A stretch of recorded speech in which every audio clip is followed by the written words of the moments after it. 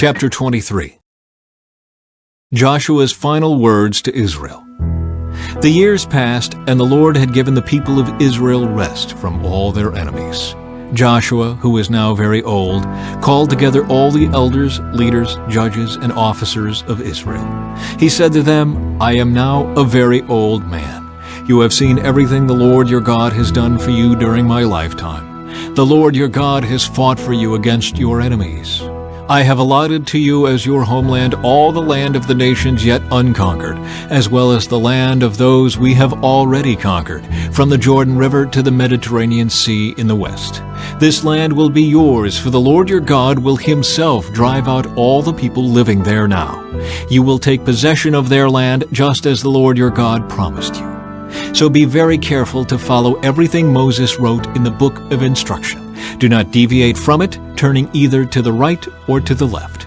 Make sure you do not associate with the other people still remaining in the land. Do not even mention the names of their gods, much less swear by them, or serve them, or worship them. Rather, cling tightly to the Lord your God as you have done until now. For the Lord has driven out great and powerful nations for you, and no one has yet been able to defeat you.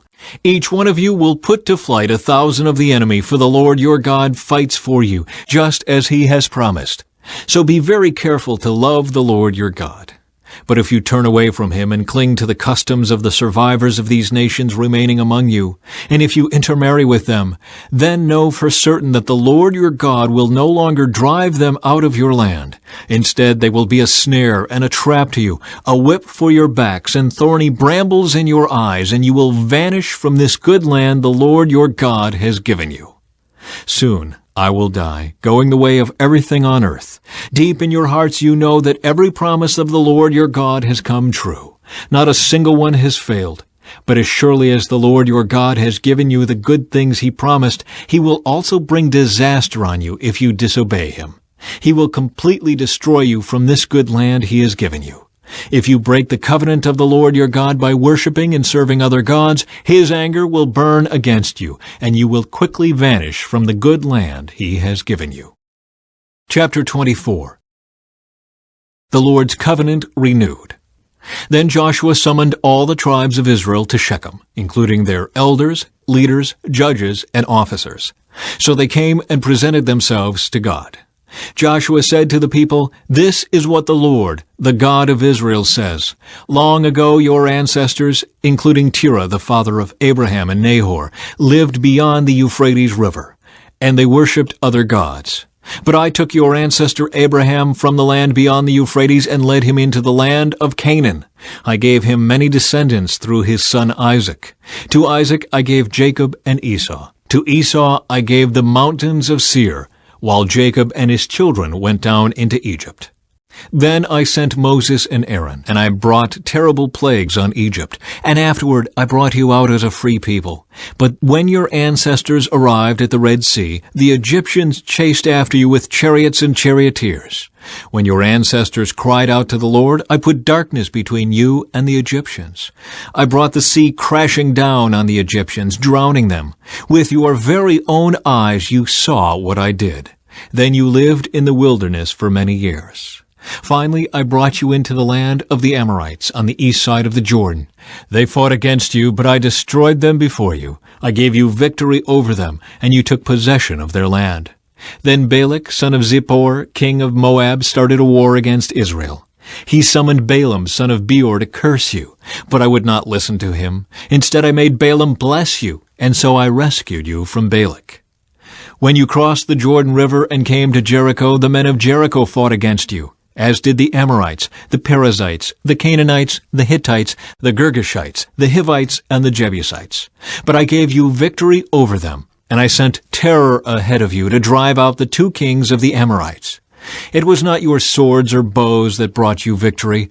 I gave you land you had not worked on, and I gave you towns you did not build, the towns where you are now living. I gave you vineyards and olive groves for food, though you did not plant them. So fear the Lord and serve him wholeheartedly. Put away forever the idols your ancestors worshipped when they lived beyond the Euphrates River and in Egypt. Serve the Lord alone. But if you refuse to serve the Lord, then choose today whom you will serve. Would you prefer the gods your ancestors served beyond the Euphrates? Or will it be the gods of the Amorites in whose land you now live? But as for me and my family, we will serve the Lord." The people replied, "We would never abandon the Lord and serve other gods, for the Lord our God is the one who rescued us and our ancestors from slavery in the land of Egypt. He performed mighty miracles before our very eyes. As we traveled through the wilderness among our enemies, He preserved us. It was the Lord who drove out the Amorites and the other nations living here in the land. So we too will serve the Lord, for He alone is our God." Then Joshua warned the people, "You are not able to serve the Lord, for He is a holy and jealous God. He will not forgive your rebellion and your sins. If you abandon the Lord and serve other gods, He will turn against you and destroy you, even though He has been so good to you." But the people answered Joshua, "No, we will serve the Lord." "You are a witness to your own decision," Joshua said. "You have chosen to serve the Lord." "Yes," they replied, "we are witnesses to what we have said."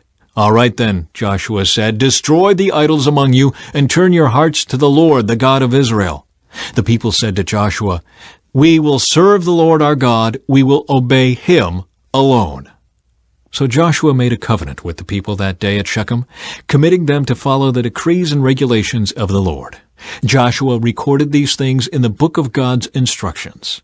As a reminder of their agreement, he took a huge stone and rolled it beneath the terebinth tree beside the tabernacle of the Lord.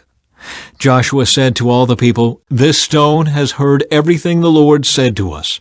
It will be a witness to testify against you if you go back on your word to God." Then Joshua sent all the people away to their own homelands. Leaders buried in the Promised Land.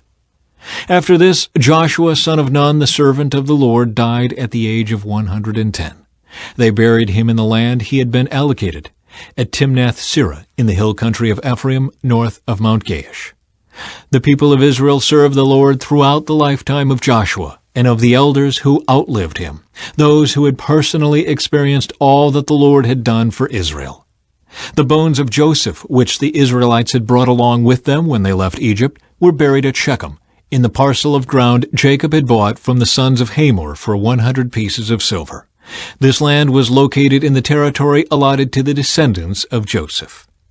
Eleazar son of Aaron also died. He was buried in the hill country of Ephraim in the town of Gibeah, which had been given to his son Phinehas.